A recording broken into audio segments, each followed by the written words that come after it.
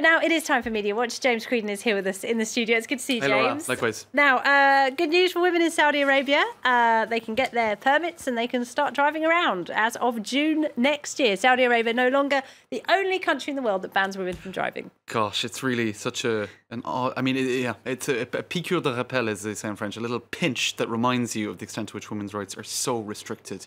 They'll still have to get permission from a male in the family before getting their license, so it's not all Saudi women will be taking to the roads. I was also talking to Tatiana El Khoury of our Arabic network, who was telling me that actually for a long time in the more remote regions of Saudi Arabia, women are actually already driving because it's just a necessity.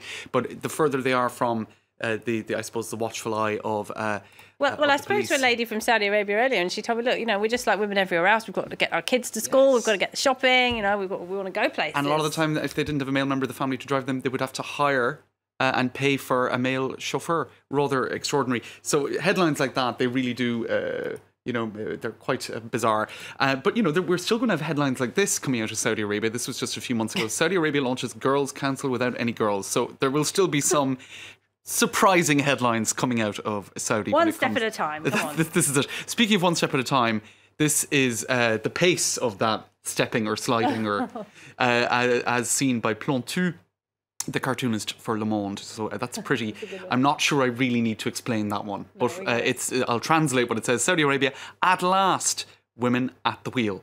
On the move. It's very, very, very slowly indeed. That's been something that people have been fighting for since the 70s, I believe. But I think there was a genuine feeling of goodwill for Saudi women today, wasn't there, around the world, especially, of course, from other women. That's right, and lots of colourful stuff on social media. No, there was a real sense of this is at least good news. Now, surprisingly, or maybe not surprisingly, there is a hashtag on social media saying no to female power, I think.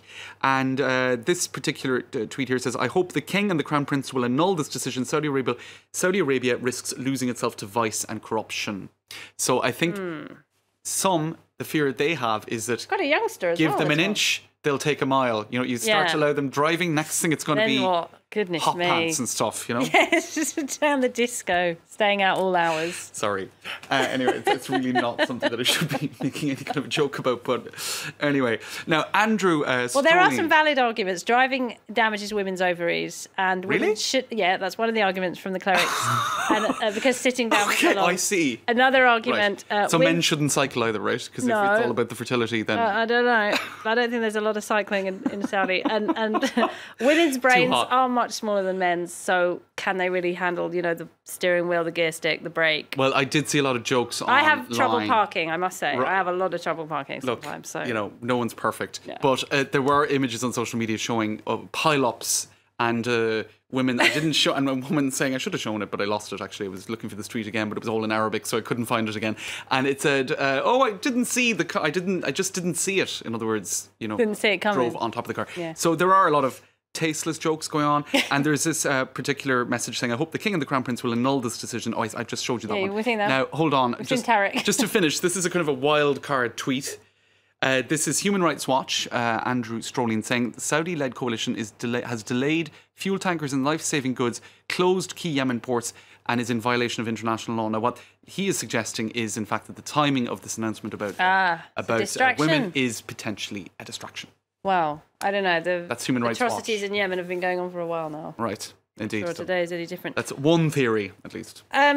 Twitter, for those who find it difficult to be pithy online, will be happy today because now they get 280 characters instead of, 140? 140. Now, what's interesting about this, there's many interesting things about it, but why Twitter, why? Well, I suppose there's one clear answer, because 140 characters is not a lot, and you have to end up going onto sites like Bitly and condensing links and acronyms and all of this stuff, and I find that very annoying, to be honest.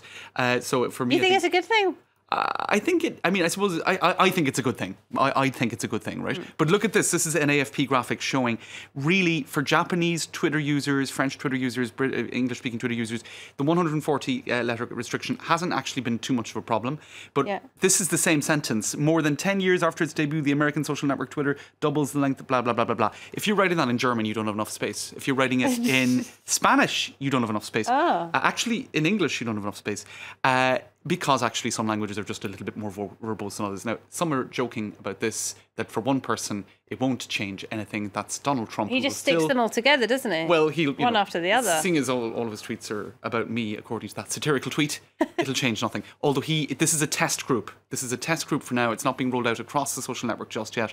Donald Trump isn't part of the test group, so he will still be tweeting with 140 characters. I think it focuses the mind trying to get your thoughts into 140 characters, but that's just me. But I'm not a prolific we'll still have to do that. You can follow me, by the way. We'll still have to do that. James, thank you very much indeed. James Queedon there with Media Watch.